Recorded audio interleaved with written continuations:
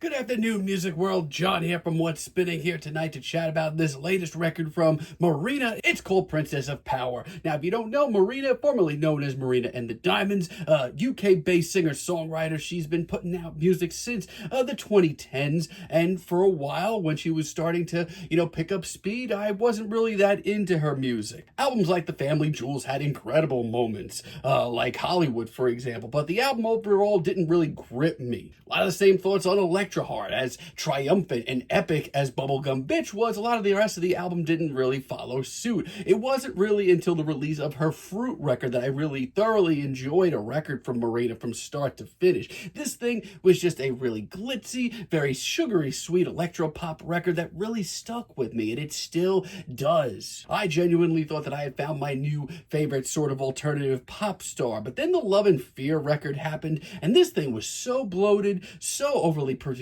that I still can't believe that the record actually exists. So by the time Ancient Dreams in a Modern Land rolled around, my hopes were a little low, honestly, but lo and behold, it ended up being my favorite record from her. Honestly, this thing still really stands up too, and every lyric on this record, while a little cheesy at points, is so heartfelt, so poignant, catchy too, and you could just felt like it just was such a huge album for Marina, and I still really enjoy it. Now, leading up to this new record, Princess of Power, I'm gonna be real with y'all, I have not enjoyed a lot of these singles. As a matter of fact, they're some of the worst pop singles that I've heard in some time. The roller coaster just keeps on going. I'm gonna be honest with you, this is actually a really rough listen, and that saddens me to say. Butterfly early on, this thing is rough. It is one of the most awkward and overproduced tracks I've heard in any genre this year. The beat is just so weightless and just so forgettable, while Marina just pops in occasionally and just dumps these nightmare fuel vocals and this absolutely cringe hook. I mean, yeah, it's sweet and it's certainly heartfelt, but man, is it ever not done well. Contissimo absolutely makes things a lot worse.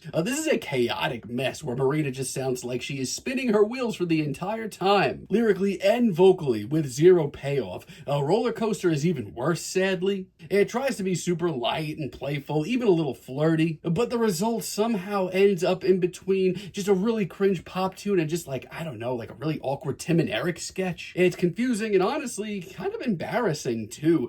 Metallic Stallion really isn't that much better either, sadly. I mean, this track is trying so hard to be so dreamy and emotional, but it ends up sounding cheap and outdated, and the lyrics do not hold up either. I don't say this lightly, but like, what the hell happened with this project? Why is it such a roller coaster ride? Now, I will say that between the muck, there is actually a handful of very decent pop tunes here, like the title track, Princess of Power. It's a sleek, heartfelt opening track with some seriously futuristic vibes to it, and Marina here, she brings the charisma and the catchiness to boot. The production's great too. If I heard more tracks like this, this wouldn't be a mess. Cupid's Girl is pretty great too. I love the energy here. It's flirty, it's urgent. I love the synth work here. Marina is at her most commanding. It's risky in a great way, and Je ne sais quoi brings in a whimsicality that I really needed more of. It's sweet, it's flirty, and Marina sounds great once again. Everybody Knows I'm Sad is one of the best deep cuts here. It's colorful, but there's also a simplicity to this track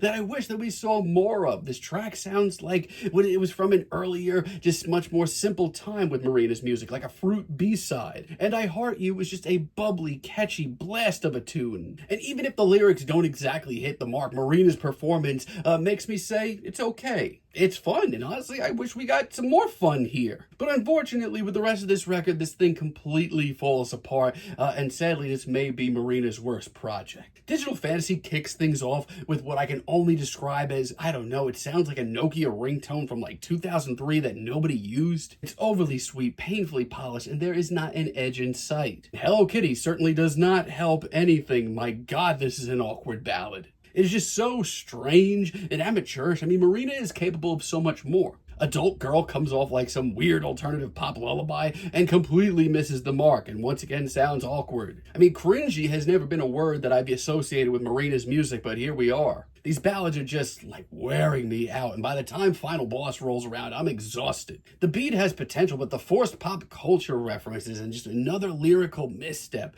and just, I don't know, I'm just not feeling this record at all. It's a rough ending to, honestly, a pretty rough record. I mean, I've always been a fan, at least of Marina's singles, and for the most part, most of her music as well. But this new one, it just seems misguided. It seems like an amateurish backstep that didn't need to happen. Not to mention, I'm just weirded out by the fact that Marina keeps going back and forth between these overly polished sounds and some genuinely fun synth pop. I wish that she would just settle on the latter by now, because this is kind of a mess. I'm sorry. I'm feeling a strong 3 on this album, but let me know what you all think down below. If you liked the video, be sure to give us a like, give us a subscribe, and let me know down below what you would like for me to chat about in the future. And until next time, have a great day, friends.